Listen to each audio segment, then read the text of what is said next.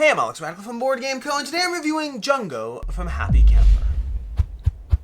Jungo is a 2 to 5 player hand shedding game. The basic idea is you have a hand of 8 cards, and I haven't even looked at my hand over here. They're all shuffled up. I've dealt out 3 hands. We'll look at these as we go, pretending that I'm each player as we do so. But you have a hand of 8 cards, and the first thing is you cannot shuffle this hand. So let's go ahead and take a look at this hand of cards. We have, this is actually a great one to show you over here, because we have a bunch of cards. I cannot reorder this over here, and our goal is to get rid of as many cards as possible. Now the first thing I'll note, the first decision I have to make right now, is if I get rid of this 4, I will link these 2 8s together. Versus if I get rid of this 8, I'll link these 4s together.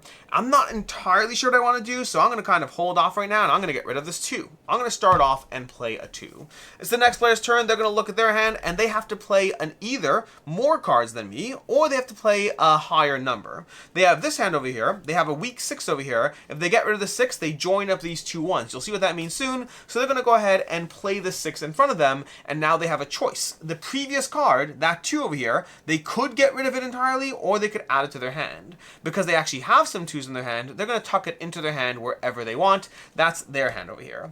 Next player over here, they're going to look at their hand, and they want that 6. That 6 is helpful to them, but right now, they don't have any pairs at all right now, so the only thing they can play is they can play an 8 to take the 6. They will play that 8, and they will take that 6 into their hand, and they're going to put it over here because they know that this 6 might have to go. So we'll see what happens later, although honestly, it might be easier to play that 6 if we do this. So let's go ahead and do this for right now, and we'll see how that plays out. That's their hand over here. And that's basically where we are right now, but that brings us back to the first player. The first player now has a choice. They want that 8. That 8 is good for them, but the only thing they can do to get that 8 is to play these 2 4s. This is a good time to note that there are no runs in this game. You're only playing sets of cards. So you can play a higher number, and the numbers only go up to 8, or you can play more numbers. In this case, 2 4s is enough for them to play those 2 4s, take this 8, and tuck it into their hand, which they'll place it next to one of their other 8s. Back to this next player over here. Can they beat that? They do have 2 5s. Are the 4s helpful? Now this is where it gets interesting because right now they have a choice. They could play the 2 5s, but honestly the 4s aren't helpful to add to their hand.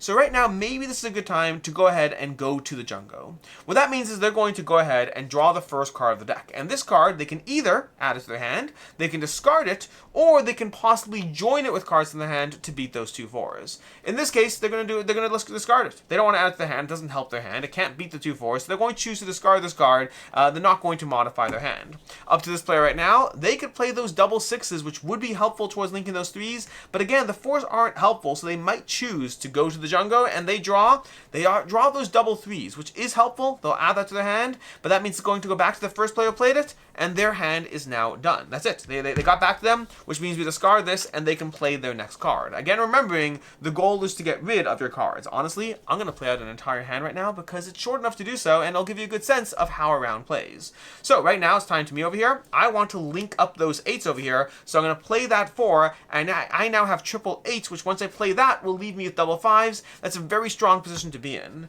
This player over here takes a turn. Again, that 4 is not helpful. We didn't want that 4 last time. We don't want that 4 this time.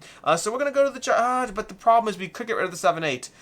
I don't want the 4s though. I'm going to get rid of the 7 8 all the same, and I'm going to choose not to take that 4. So I'm going to get rid of the 4s over here. I probably shouldn't have done that in hindsight because I remember that person wanted 8s. I remember because I also saw the hand, but they also took it. So they're going to put that down. We got rid of a card. It's this player's turn over here, or maybe they played their 8s. No, they still want 8s over here. This player has a choice over here. They could play the double 6s over here because they have to play 2 numbers to beat that. So they will play the double 6s in front of them. That will allow them to take this 8 and tuck it into their hand. So they now have a double 8. Whenever you have those double numbers, it's one or the other.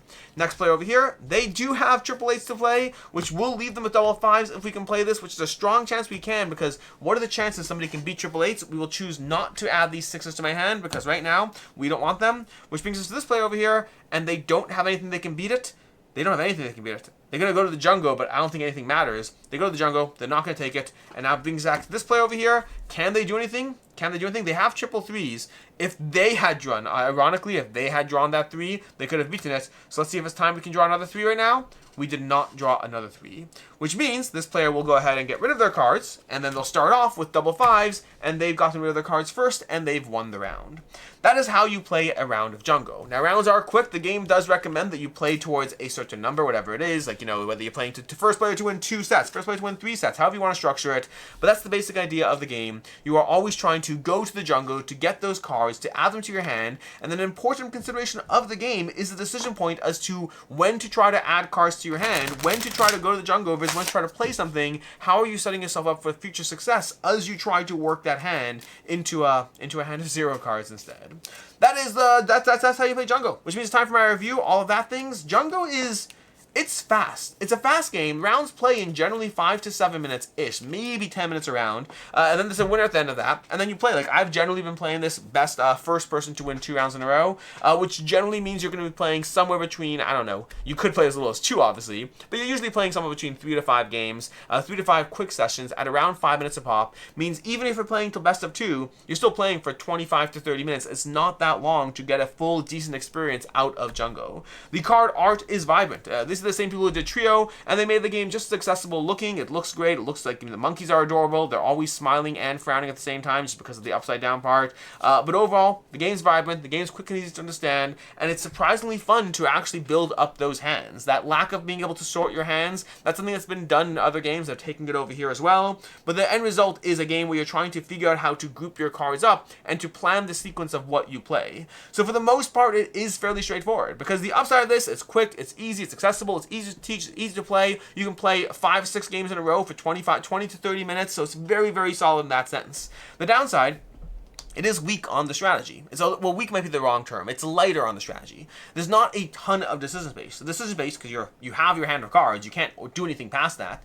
The decision space, as far it goes down to paying attention to what other people are picking up, trying to determine whether you can beat those things later, picking and choosing your battles. When do you go to the jungle to be able to just hopefully play the next card, versus when do you want those cards that are placed down in front of you, and they'll help you be able to set yourself up to not be eclipsed the next time. Paying attention to when people are down on cards and when you can't afford to play a single because they're about to win if you play a single, or are they left with pocket doubles and you're in trouble no matter what. So you do have some decision space, but it is very limited just because of the type of game it is. So very accessible, great filler game, a little on the light side as far as strategy.